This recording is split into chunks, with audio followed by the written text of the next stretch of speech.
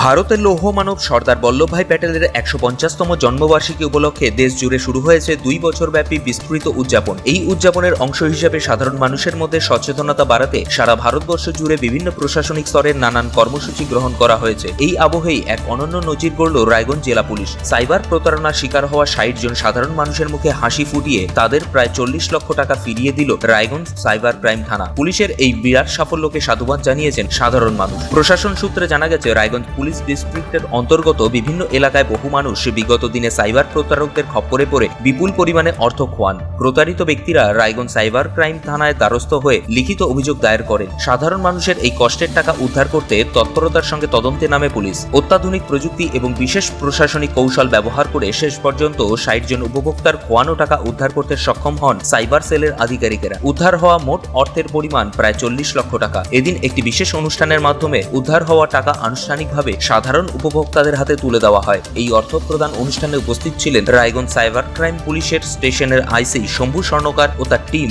এবং রায়গঞ্জ পুলিশ ডিস্ট্রিক্টের DSP headquarter Rohan Bhowmik. DSP headquarter Rohan Bhowmik জানান, প্রযুক্তিগত কৌশল অবলম্বন করে আমরা ৬০ জন উপভোক্তাকে প্রায় ৪০ লক্ষ টাকার মতো ফেরত দিতে পেরেছি। পুলিশের তৎপরতায় নিজের খোয়ানো টাকা ফেরত পেয়ে আবেগাপ্লুত হয়ে পড়েন হৃদয় সরকার নামে এক উপভোক্তা। রায়গঞ্জ পুলিশ প্রশাসনকে আন্তরিক ধন্যবাদ জানিয়ে তিনি বলেন, টাকা ফিরে পাবো তা আশাই ছাড়তে বসেছিলাম, কিন্তু পুলিশের এই ভূমিকা সত্যি প্রশংসনীয়। এদিন সংবাদ মাধ্যমের মুখোমুখি হয়ে ডিএসপি রোহন ভৌমিক কি জানিয়েছেন, শুনুন।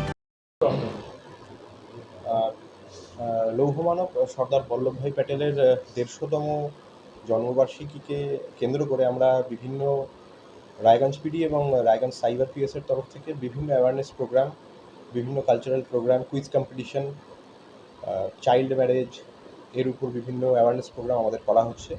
এবং আজকে রায়গঞ্জ পিডির সাইবার ক্রাইম পিএসের তরফ থেকে ৬০ জন ভিকটিম যাদের সাথে সাইবার ফ্রড হয়েছিল তাদেরকে ৪০,৭০,০০০ আনুমানিক ৪০,৭০,০০০ টাকা তাদেরকে ফিরিয়ে দেওয়া হলো।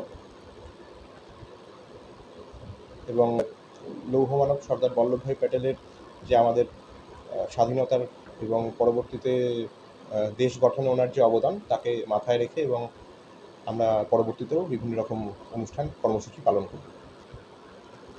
সবাই এই জেলারই মানুষজন। এদিন এমনই এক ভুক্তভোগী ব্যক্তি কি প্রতিক্রিয়া জানাচ্ছেন, শুনবো। ট্রেডিং পারপাস একটা থার্ড পার্টি আমার কাছে ১,৮২,৫০০ টাকা নিয়েছিল। তো তারপরে নেওয়ার পরে ওনারা যোগাযোগ বন্ধ করে দেয়। তো তারপরে আমি সাইবার ক্রাইমে এখানে রিপোর্ট জানাই। তো এনারা ১,১৭,৫০০ টাকা রিকভারি হয়েছে। এখনো ৬৫,০০০ টাকা বলেছেন রিকভারি হবে। তো রায়গঞ্জ ক্রাইম ব্রাঞ্চের সব অনেক ধন্যবাদ যে এই টাকাগুলো রিকভারি করে দেওয়ার জন্য। কবে খোয়া গিয়েছিল?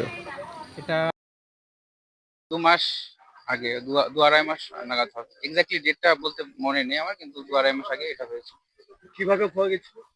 এটা হচ্ছে আপনার যে ট্রেডিং যে অ্যাপগুলো আছে সেই অ্যাপসের মাধ্যমে থার্ড পার্টি টাকা নেয় এবং সেখানে তারা ট্রেডিং রিকভারি করে ট্রেডিং করিয়ে দেয়। তো তারপরে সেই টাকাটা নেওয়ার পরে তারা যোগাযোগ বন্ধ করে দেয়।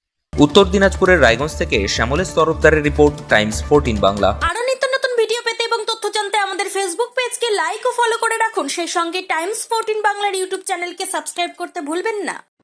মুখের উজ্জ্বলতা হারিয়ে গেছে, স্পট পড়ে গেছে, ব্রণ ভর্তি, তাই আর দেরি না করে আজই আসুন রায়গঞ্জের চণ্ডীতলায় হেলথ প্লাস মাল্টি স্পেশালিটি ক্লিনিকে এবং এখানে পান অভিজ্ঞ ডাক্তার দ্বারা ফ্রি স্কিন টেস্ট।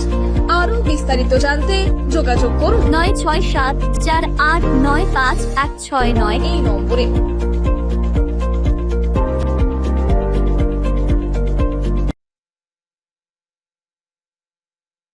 আজ তোমার বিয়ে সাজলো নতুন সাজে।